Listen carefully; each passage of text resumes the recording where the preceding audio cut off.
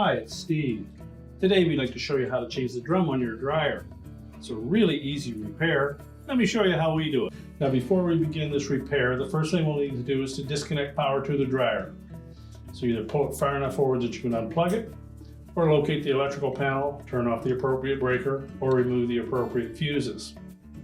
Now once we've done that, we will need to pull it far enough forward that we can access the mounting screws for the main top, and then we can begin the repair. Now that we have access to the back of the dryer, our next step is to remove the main top. Now there are 3 screws underneath this lip, one on either side and one in the center. So we're just going to remove those. These are normally a number 2 Phillips screw.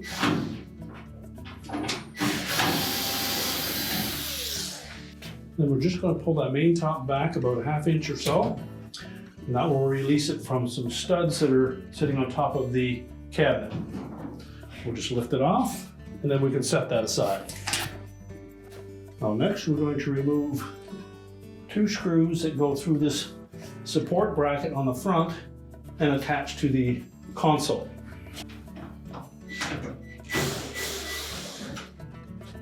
Now there are several different sizes of screws that we'll be removing for this repair. So you want to make sure that you take note of which ones go in which locations. So we'll set those 2 screws aside, and then we'll go to the front of the dryer. Now looking over the back edge of that console, you'll note that there are 3 little tabs that catch on that metal bracket. So what we need to do is flex that console enough that those little tabs will lift up over top of it. So just flex that control panel while pulling forward on it.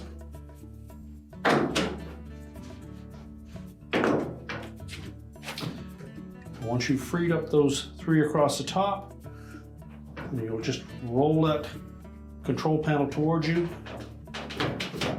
and that will disengage tabs across the bottom at the front. So with that console pulled out just enough that we can access these harness connections, we're going to disconnect all of those. Depress the locking tab first, and then disconnect the harness.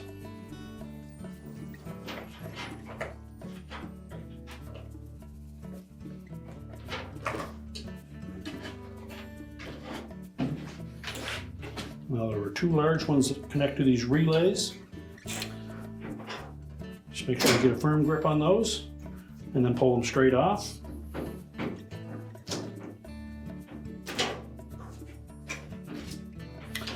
Then there are 2 more located below that. Again, just release the locking tabs,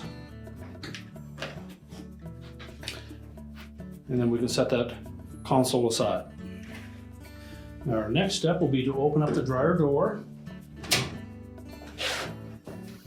And there are 2 screws that go through the front panel, and they're located just below the filter.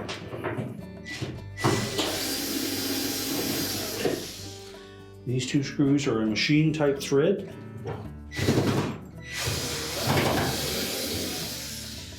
And we'll set those aside. You can then close the door up.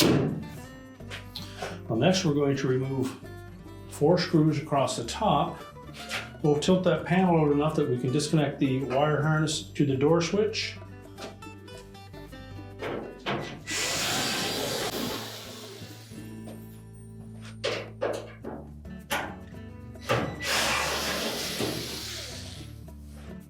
And be sure to support that front panel and door assembly as you remove the last screw.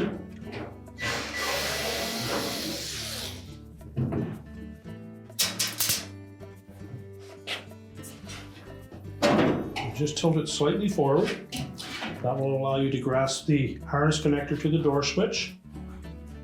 Pull it straight off. And then we can lift that front panel and door assembly off of the tabs on the bottom of the cabinet, and we'll set that aside. Next, we'll disconnect the harness to the light bulb. So pull that off.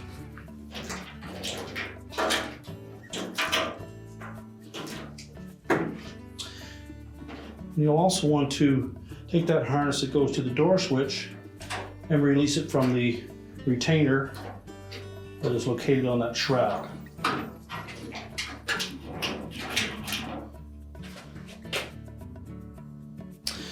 Next, we'll disconnect the harness to the sensor. Again, there is a locking tab on that connector. You need to depress that first. And separate the harness. So our next step will be to remove 4 screws, 2 on either side of that shroud, and then we can pull that away from the dryer.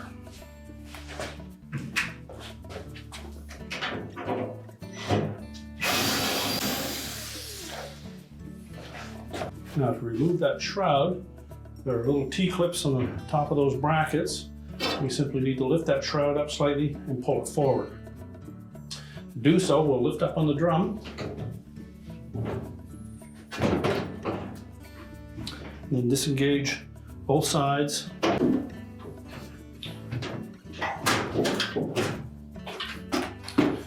And you can then remove that shroud. Now before we can remove that drum, we'll need to release the tension on the belt. So just reach in on either side, locate that belt and the idler pulley. We're just going to force that idler pulley over to the left. That'll release the tension on the belt. We lift it off the idler pulley and the motor pulley. And then we can lift the drum out. Now to get that drum out through the opening, we're going to remove 2 screws on one side of that mounting bracket, and we'll also remove one on the top and loosen the one on the front on the other side. You don't necessarily need to remove that whole bracket. As long as it's loose enough that we can tilt it up, we can pull that drum out. Just remove the 2 screws on the top, one on the face. And there are some hooks on either end of that bracket that fit into a slot on the front of that cabinet. So disengage that, and then you can lift that bracket up enough. And pull the drum off the rear rollers.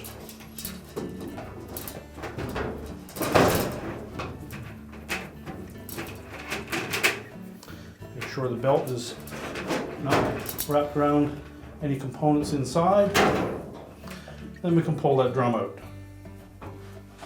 Now when installing that new drum, we're going to begin by draping the belt around it. We'll put the groove side of that belt against the face of the drum. And we're going to fit it through that opening. We'll lift up on the support bracket at the front.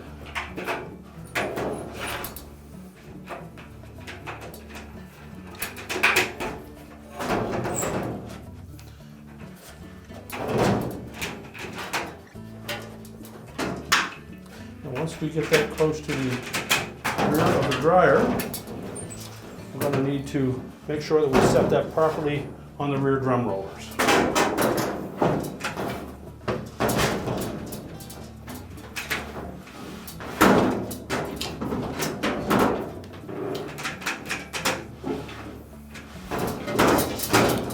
Push back and forth until it's seated properly. So again, we'll reach in on both sides of that motor, grasp the belt, find that idler pulley. I'm just going to pull that idler pulley to the left, wrap the belt in underneath of it, slip it over the motor pulley,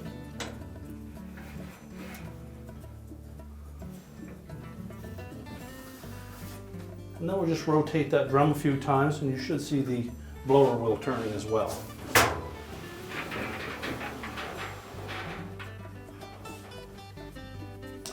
And now we'll go ahead and put the shroud back on. Now if you removed or loosened that top bracket, we'll need to tighten that up first.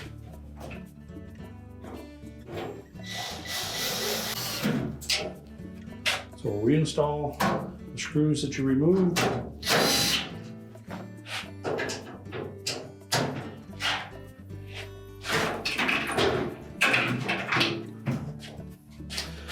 And then we'll set that shroud in place. Now when reinstalling that shroud, we need to tuck the flattened top edge of that in behind this cross piece. So you need to tilt the drum back far enough that you can access it.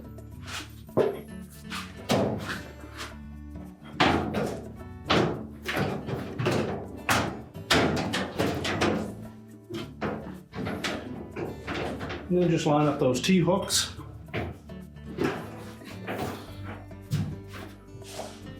Make sure that we have both top ones engaged. And we're going to lift up on that drum again so we can slide the drum rollers in underneath the bottom edge of that drum as well.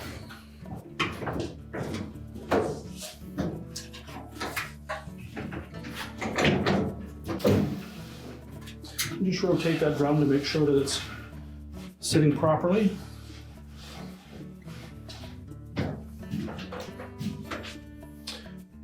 All 4 screw holes should line up, so we can go ahead and reinstall those screws.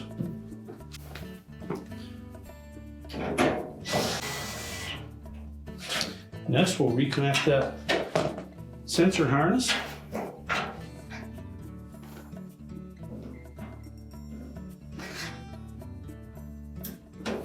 Make sure the locking tab engages.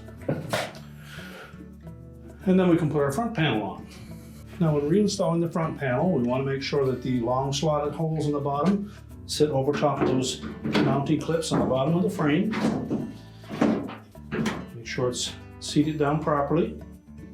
Now before we tilt that panel up into place, we'll reconnect the harness to our light bulb.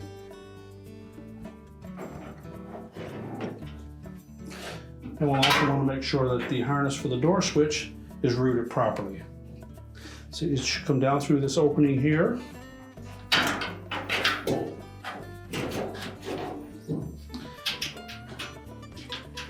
And just snap it into the little retaining clips on the back. And that will prevent it from coming in contact with the moving drum. Just tilt the panel forward, reconnect that harness to the door switch.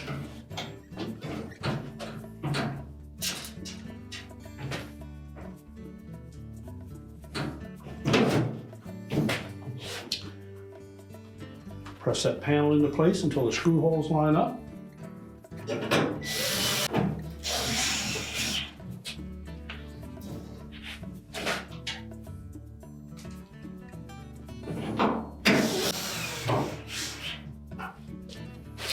And now we're ready to put the console back on. Now when installing that console, we'll begin by reconnecting our wire harnesses. There should be 6 harnesses that we need to reconnect. 2 down below these 2 relays, 2 on the relays, and then 2 over here on the right. Once we have those connected, we need to line up these 4 tabs on the bottom with the 4 openings on the top of that front panel. So we'll start with the harnesses.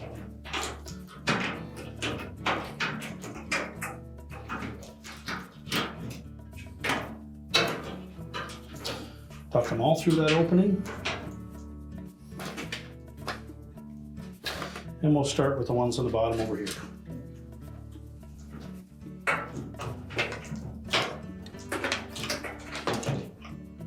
Make sure they're pressed in firmly so that the locking tabs engage. The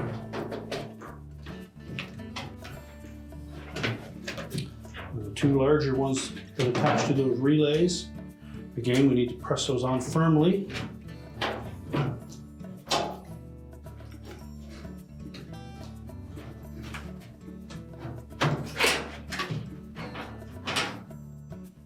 And then 2 over here on the right.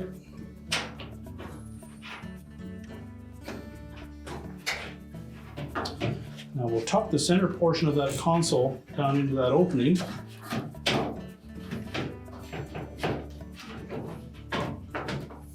You'll find it fairly snug where those 2 large harnesses that attach to the relays will fit through that opening. So make sure it's sitting down flush, and then you can press it back into place. We simply need to grasp the top of it, squeeze it together so that those 3 tabs across the top will engage.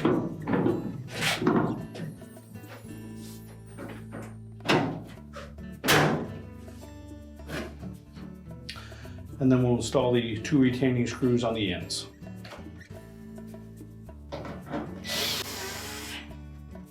Also need to remember to reinstall the 2 screws through the front panel that are located just below the filter.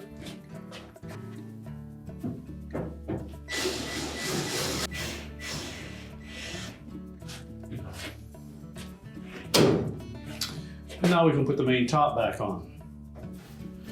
Now when installing the top, we need to line up these 4 plastic studs on top of the cabinet so that they will engage these hooks in the main top. So we're going to position it about 1/2 to 3/4 of an inch back from the console until it lays flush. Slide it forward. That will engage those hooks. And we simply need to secure it with the 3 screws across the back.